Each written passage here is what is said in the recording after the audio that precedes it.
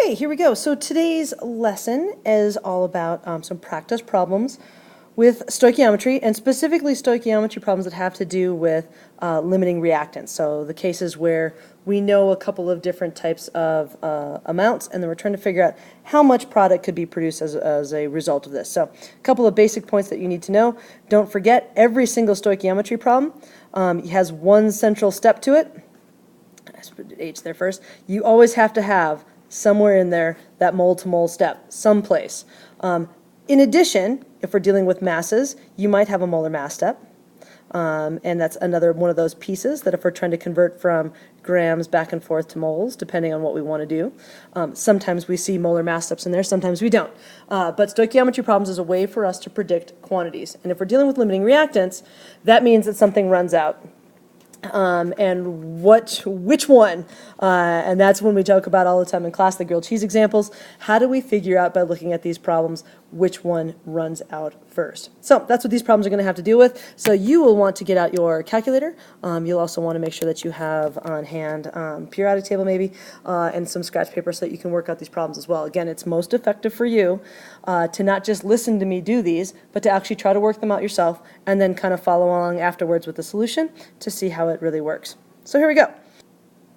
We're going to use this one as our first one. It's a scary looking problem, actually, the combustion of sucrose. So this is if we take regular table sugar and set it on fire. This is the balanced chemical reaction that would go along with this.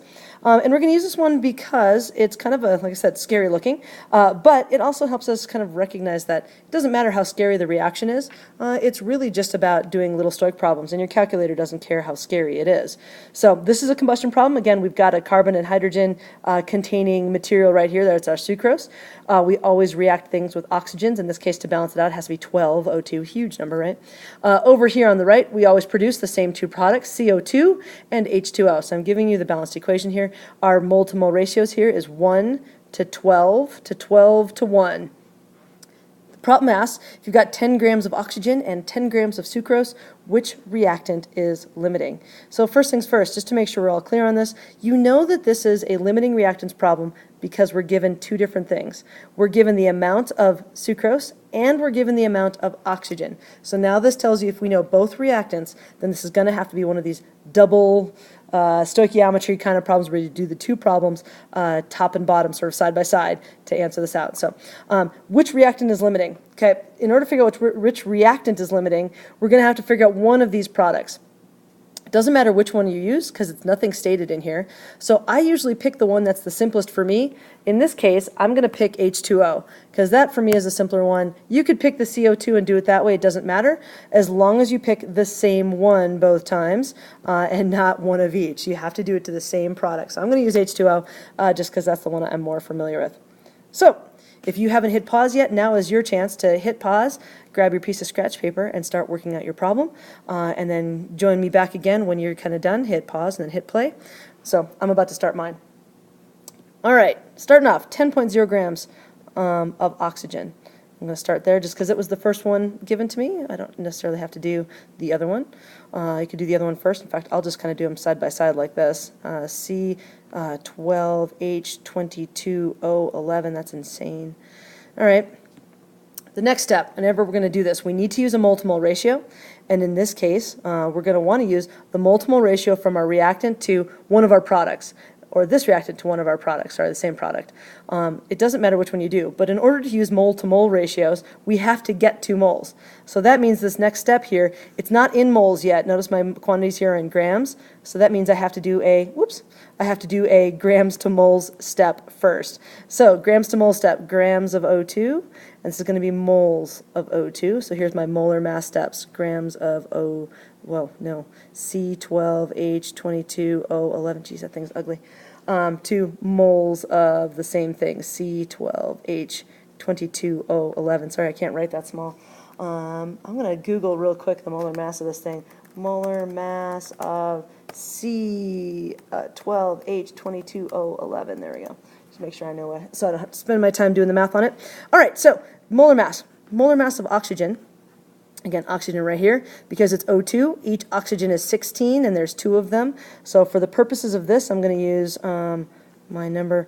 1 mole is going to be 16.0, no, Nope, nope, nope, nope, nope, nope, nope, nope, nope. 32 grams. I was trying to write the mass of a single oxygen, and it's not, it's O2. So I have to make sure that I put all of that in there. And then down at the bottom, to figure out the molar mass of sucrose, I'd have to do 12 times 12, and then I'd have to do 22 times 1, and then 11 times 16 to get the molar mass of this whole thing. It's a beast. So I found out by doing this the long way or the short way, it's a 342.30, there we go, by the time we round it out, is 1 mole. So there you go, molar mass step is now taken care of. Now the last part, I'm trying to figure out which reactant is limiting. So in order to figure out which reactant is limiting, I'm going to have to use my mole to mole step. Again, every time we do these problems, we're going to have to do that somewhere. And this is the key point that we can get to now in dealing with our mole to mole step. Okay, so this is going to be moles of this horrible thing, C12H22O11, and this is going to be moles of a product. I chose H2O, so I'm going to use H2O. This one down here is going to be moles of O2, and this one's going to be moles of H2O. Okay, so I'm going to convert it from moles of O2 to moles of H2O. There's our mole to mole step. And then I have to put my coefficients in from my balanced equation, because that's where those numbers come from. In the top part, top equation, from O2 to H2O, I have a ratio of 12 O2 to 11 H2O. So I'll just write those in there. What is it? 12 moles of O2 and 11 moles of H2O. In the bottom equation down here, this one, I've got, what is it? 1 mole of sugar gives 11 moles of H2O. So 1 mole to 11. And now it's just a matter of using my calculator, figuring out what the answer is. I don't need to go to grams in this one, because all I need to know is which one is going to give me my limited reaction. So I'm going to do 10 grams times 11, I'm doing the top equation, divided by 32, and then I'm going to do divided by 12. So that's the top equation up here. Again, it's 10 times 11 divided by 32 divided by 12. And my calculator gives me a number of 0.286 moles is going to be produced up here. And if I do the bottom one, I'm going to do 10 times 11 divided by a huge number, 342.30, and then divided by 1, so we're all set there. Okay, that's a different number. This is what is this, 0.321? Is that right? Yeah, I guess it is. So there we go. So 10 times 11, yep, divided by 342. Okay, there we go. So which one of these two reactants is limiting? Well, now I have to do that last bit decision. So I look at my two numbers, my two answers. I could either make 0.286 grilled cheese sandwiches from my top one, or I could make 0.321 grilled cheese sandwiches from my bottom one. The rule is you always pick the least of the two. So this has got to be my answer. This is my theoretical yield. There it is. Which happens to mean that O2, this one right here, has got to be my limiting reactant. How about the sugar? That one's got to be my excess reactant, because it gave us that number that was on the big side. So too much here, that means this one was an excess. A little bit of this means that that one was my limiting reactant. So there you go. Kind of a simple process, right? Okay, moving on. Next example. So this is the reaction between aluminum and chlorine gas. So this is a synthesis reaction, and it's going to synthesize aluminum chloride. So the problem asks you about 34 grams of aluminum and 39 grams of chlorine gas. What's the limiting reactant? So this one's a little bit harder because I didn't give you the equation. So your strategy right now, you have to write the equation first, and then you have to balance the equation. Please don't ever forget to balance the equation. I need to beat that one into you. Balance the equation, and then carry out your two parallel stoichiometry problems to determine which one is the theoretical yield, and therefore which one is the limiting reactant. All right, here I go. I'm going to start solving mine out. We've got 30, I got to write the equation first. What am I doing? Aluminum plus chlorine gas, Cl2. It's going to synthesize aluminum chloride, AlCl3. Aluminum's a 3 plus and chlorine's a 1 minus. So now we have to balance this thing out. I'm going to balance this with a 3 and this with a 2 to get 6 chlorines, and then this is going to have a 2 on the other side. So if you did not have this equation right and you went and messed up your math later on, go back and just check your mole-to-mole ratios, because they're probably off, and fix that part. So again, give it another chance. If you don't have the written equation right, this is hard, but if you don't have the written equation right, the rest of the stoich is not going to cooperate particularly. So now I can start solving my problem. So I've got 34.0 grams of our friend Al, there it is, and I have 39.0 grams of Cl2. And again, I know it's limiting reactants because I've given amounts of both different reactants on there. In this case, there's only one product, so it's easy to choose what to go to. So, next step, if I'm in grams, every single time if I'm in grams, my next step has to be a molar mass step. So I'm going to have to do grams to moles every single time, G to moles. If I'm in grams, I have to do a molar mass step first. This is going to be moles of aluminum up here, and the molar mass of aluminum, as I reach for my periodic table, molar mass of aluminum is 26.98. 26.98. There we go. It's supposed to be 8, kind of an ugly 8, but there we go. The next step, molar mass of chlorine gas. Chlorine on the periodic table is 35.45 times 2 because it's chlorine gas, so that gives us a molar mass of 70.90 grams is 1 mole of Cl2. Okay, next step is the mole to mole step. Now I'm in moles of a compound and I need to switch over to moles of a different compound. So this is my mole to mole ratio. Here it comes. Aluminum's going to be on the bottom here. Again, cross it down. This is moles of aluminum. This one right here is going to be moles of chlorine gas. And what do I convert it to? Well, in this case, it's a little bit easier because I really only have one product, so it's got to be AlCl3. I don't need to make a choice, AlCl3. And then the last part is to look for my mole to mole ratios. For aluminum to aluminum chloride, it is 2 moles of aluminum and 2 moles of aluminum chloride. So I'm going to write that as the 2 to 2. If you choose to write it as 1 to 1, that is fine as well. For the aluminum chloride and chlorine gas, so there's my chlorine gas is a 3 and my AlCl3 is a 2. I've got no choice but to write that in there. AlCl3 is a 2, chlorine gas is a 3, and those are for my, again, for my balanced chemical equation. So now it's just a math party. 34 times 2 divided by 26.98 divided by 2. And that gives me an answer of 1.26, if I just go to 3 sig figs, and this would be moles of AlCl3. Second one, same math party, 39 times 2, multiplying across the top. I'm going to divide by each number on the bottom, so divided by 70.90, and then divided by 3. And my final answer there is 0.367 moles. I do that all out. So now, the last decision making, which one's my limiting reactant, which one's my theoretical yield. So I've got 2 answers here. I always choose the smaller of the 2, so it's going to be the 0.367. So this here is my theoretical yield. My theoretical yield down here. That means this one is my limiting reactant, because those two always go together. And then the other reactant is going to be my excess reactant. So there you go. Worked it all out. This one was a little bit harder because you had to write your own equation and balance it first. Other than that, pretty straightforward. Moving on. Okay, here's another one. This one I've given you the equation because it's kind of a pain to balance. But your job here is to calculate the theoretical yield of sodium bromide, that's NaBr, formed when 50 moles of NBr3 reacts with 57 moles of NaOH. So in this case, again, you've got your balanced equation, so that's kind of nice. It's a little bit different because you're starting with moles of each thing as opposed to grams, so that actually saves you a little bit of time. And you're going to calculate theoretical yield, so that means in this case now, you do need to take that last step and go all the way to grams. You can't just stop in moles like we did on some of the previous examples. So I'm going to let you hit pause, your turn to start working this out, and then I'm going to rejoin you here in just a second and solve it myself. Okay, so starting off, we've got 50 moles, let's see, 50 moles of NBr3. That's this one that I have 50 moles of. And then I've got 57 moles of this one, 57.0 of that one. So those are my 2 equations that I'm going to set up. Again, I know it's limiting reactants because I've got 2 different reactant amounts that are given. So 57.0 moles of NaOH. So there we go, like that. So this is moles as well. All right, how do I do this? Okay, well this is in moles, so my next step can be the mole to mole ratio. I don't have to do anything else. I don't have to do a molar mass step first. This can be moles of NBr3. And what do I want to convert to?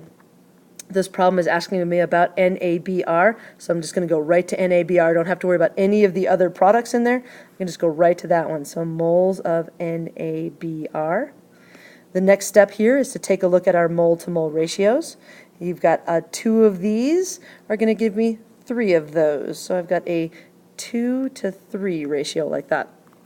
And then the last step is, since I know I'm going to need grams, I'm just going to do it right in here. Moles of NaBr to grams of NaBr. like that, and this is a molar mass step.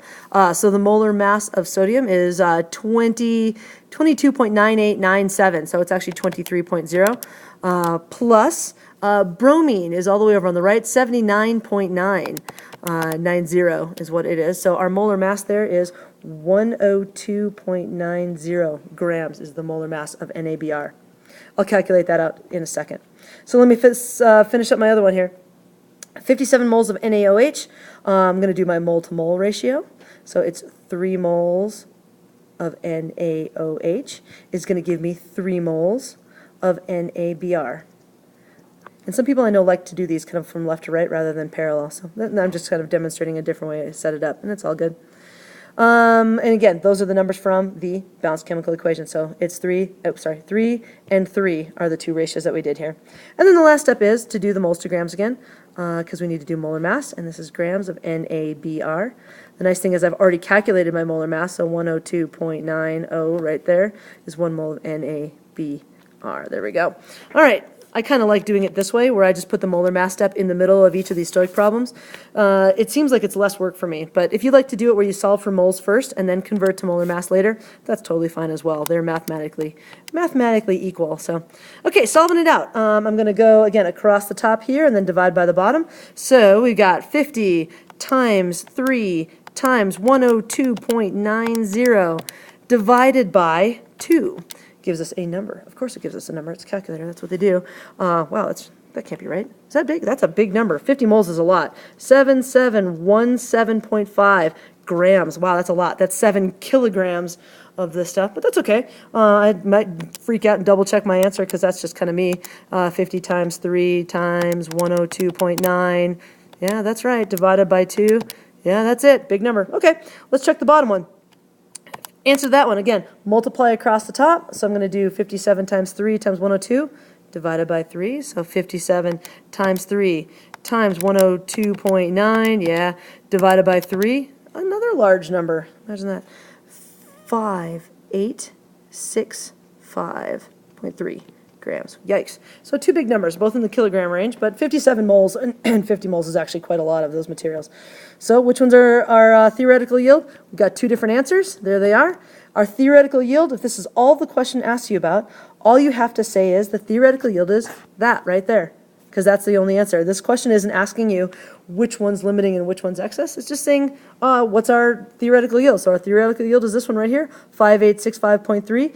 If I had to put that in 3 sig figs, oh yikes, 5870 grams would be the correct answer in 3 sig figs. Kind of a pain in the butt to do sig figs on that, but there you have it. Next one. Okay, I think this is our last one. Yep, this is our last one.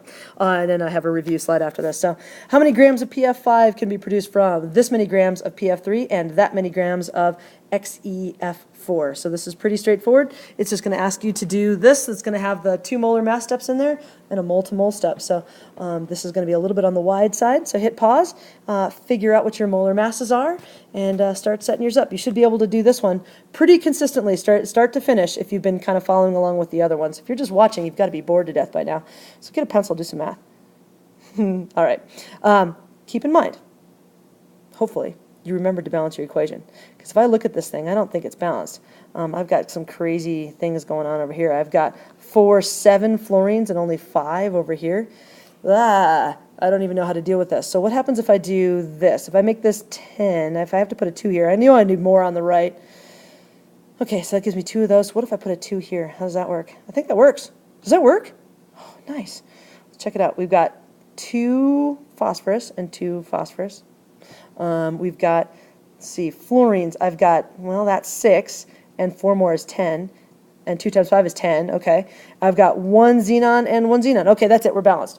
So now we can finish doing the rest of our math. Whew. Math can continue. So setting it up, 9.46 grams of PF3. PF3. That's going to be my first one, and my second one is going to be the 9.42 grams of XEF4. There we go. So those are my 2 ones. Again, I know this is limiting reactants because I have quantities of 2 different reactants and I'm solving for one product. Which product am I going to? This particular question is asking me about PF5, So that's where I'm going in the end, is PF5. So I have to make sure that's the end product of both of my problems here. So this is going to be grams of PF3, and I'm going to do moles of PF3. My next step, well, this is going to be my molar mass step. So fluorine, 30.97 looks like, yikes. 30.97 times 3 is the fluorine, plus, oh no, that's phosphorus, times 1, plus, the fluorine is 19 times 3. Make sure I do it right. This one should be 87.97. 87.97. It's a 7 right there. And again, if I did that right, you can check me. If I did it wrong, you'll know that I was an idiot. And the bottom one, I'm going to do this while I'm at it. XeF4 is xenon is 131.29. It's a noble gas. It's one of the weird reactions where it can actually do something interesting like this. Fluorine is 19 times 4, so this is going to be 207.29 grams of XeF4 is 1 mole of XeF4. All right, so sometimes I just like to do the molar masses all together because as long as I've got my periodic table out, I might as well use it. So I've got grams to moles. I'm going to go back up to this top equation up here. Let's finish this one out from now that we've got it set up. So we've got moles. Our next step is going to have to be our mole to mole ratio. So we've got moles of PF3. And what do we need to convert it to? Moles of PF5. So in this case, we're going to go from our reactant to our product, and I'm going to look at my balanced equation. This happens to be a 2-to-2 ratio if I looked at my equation, so that's a happy thing. And then the last thing is to convert it to grams, and I'm doing it to grams because if you look at the top question up there, it's asking me for grams, so I might as well just do it while I'm here. So moles of PF5, and this is going to be grams of PF5. So I'll do my molar mass for PF5. Phosphorus again is 30.97, and then fluorine is 19 times 5, because there's 5 of them. This is 125.97 grams of PF5. All right, math it out. 9.46 times 2 times 125.97. So I'm multiplying across the top, and I'm going to divide by the numbers on the bottom. So divided by 87.97 divided by 2. And my final answer here is a moderate number. It's what does it look like? 13.55 grams of that stuff would be produced. So there's my final answer on that one. Okay, so hopefully you got that one right. I'll let you finish out the bottom one here. What do we got? XeF4. Again, it's converting to the same product, PF5. And in this case, our mole to mole ratio here is going to be, well, XeF4 is a 1, and PF5 has a 2 in front of it. Again, they're from our balanced equation. And then now this is going to be moles of PF5 to grams of PF5. And I already have my molar mass from above, so 125.97. And I can kind of do the equal sign. So now again, math, cross it off on the top. Math party, woo! So multiply this way, divide this way, and we should get our final answer. So 9.42 times 1 times 2 times 125.97 divided by 207.29. I hope that was a 9. Divided by 1. So we're done. And this one gives us a different answer, 11.45 grams. So the last thing you have to do, if you leave your problem like this, you're not quite right. You're close, you've done the stoichiometry right, but you haven't given me the correct answer. So this is one of those things to make sure that when you take a look at this, you have to identify which one of these was the right one. So for you, what I would suggest you do is do something. You have to decide between these two answers which one's the right one. If you don't show me which one your decision was, you're going to lose a point.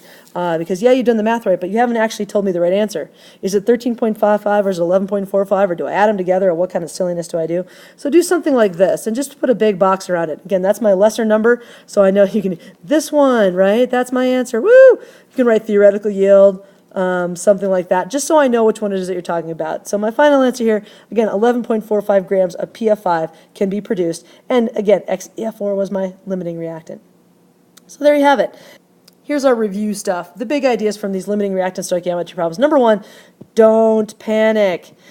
These are no harder than the other ones that we've been doing. It just happens to be that these have sort of 2 parallel stoic problems and a decision to be made. So again, it's just layering it on. What we've been doing, it's all moles to moles, moles to grams, grams to moles. It's all those same kinds of steps. So don't freak out about it too much if you see these.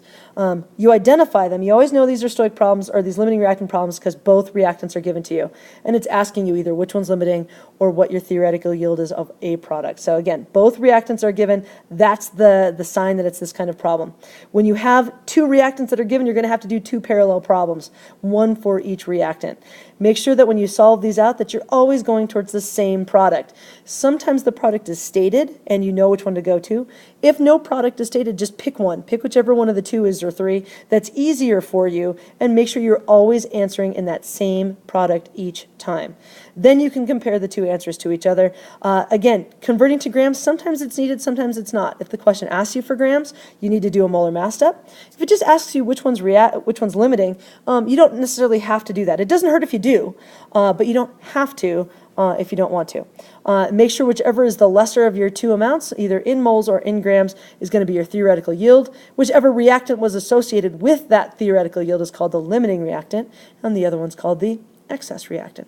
So there you have it. I hope you feel a little bit more comfortable with working out limiting reactant stoichiometry problems on your own. Again, you can always go back and try to rework some of these problems on your own and see if it makes sense to you. All right, I will see you in class. We've got basically only one last idea, which is percent yield to go, and we're all done with this unit. Woo! We've almost made it. See you guys.